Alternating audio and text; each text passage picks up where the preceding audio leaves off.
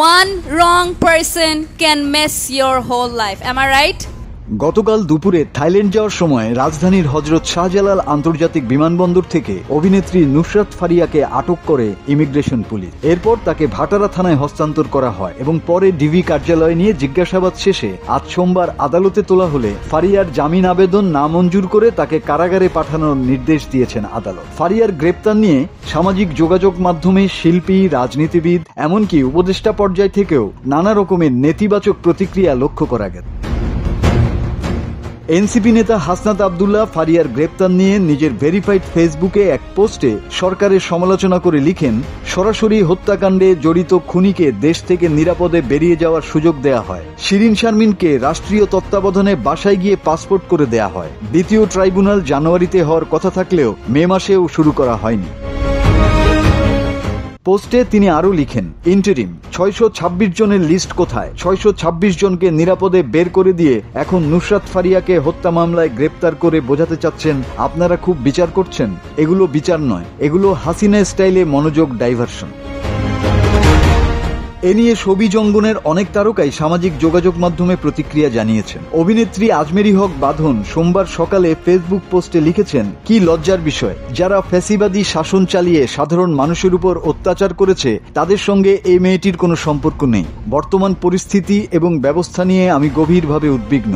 আমরা এমন দেশে বাস করি না যেখানে ন্যায় বিচার সাধারণভাবে প্রচলিত। তবে এবারের ঘটনাটি একেবারেই গ্রহণযোগ্য নয়। নুসরাত ফারিয়ার গ্রেপ্তার বিব্রতকর একটি ঘটনা হয়ে থাকলো আমাদের জন্য, এমন মন্তব্য করেছেন অন্তর্বর্তী সরকারের সংস্কৃতি বিষয়ক উপদেষ্টা মোস্তফা সরোয়ার ফারুকী। ফেসবুক পোস্টে মোস্তফা সরোয়ার ফারুকী লিখেন, ঢালাও মামলার ক্ষেত্রে আমাদের পরিষ্কার অবস্থান, প্রাথমিক তদন্তে সংশ্লিষ্টতা না থাকলে কাউকে গ্রেপ্তার করা হবে না, সেই নীতিই অনুসরণ করা হচ্ছিল। উল্লেখ্য, বৈষম্য বিরোধী আন্দোলনের সময় হত্যা চেষ্টার অভিযোগে গত 28 এপ্রিল রাজধানীর ভাটারা থানায় একটি মামলা দায়ের হয়েছিল। মামলায় অভিনেত্রী নুসরাত ফারিয়া সহ ঢাকাই চলচ্চিত্রের 17 জন অভিনয় শিল্পীকে আসামি করা হয়। সেই মামলার জেরেই গ্রেপ্তার হন নুসরাত ফারিয়া। আল জাজিরার সাংবাদিক জুলকান্নাইন শায়ের ফেসবুকে তার বক্তব্যে প্রশ্ন তুলেছেন, অন্তর্বর্তীকালীন সরকার কি ব্যাখ্যা করতে পারবে কেন অভিনেত্রী নুসরাত ফারিয়াকে গ্রেপ্তার করা হয়েছিল? তার অপরাধ কি ছিল? শুধুমাত্র মুজিব বায়োপিকে শেখ হাসিনার চরিত্রে অভিনয় করার কারণে? এটি মানবাধিকারের গুরুতর লঙ্ঘন এবং এই ধারণা তৈরি করছে যে বাংলাদেশ 2.0-তে যে কেউ গ্রেপ্তার হতে পারে যদি ক্ষমতাসীনরা মনে করে। মোহাম্মদ ইউনূসের নেতৃত্বাধীন অন্তর্বর্তীকালীন সরকার কি শেখ হাসিনার আগের সরকারের চেয়ে বড় কর্তৃত্ববাদী সরকার হয়ে উঠছে?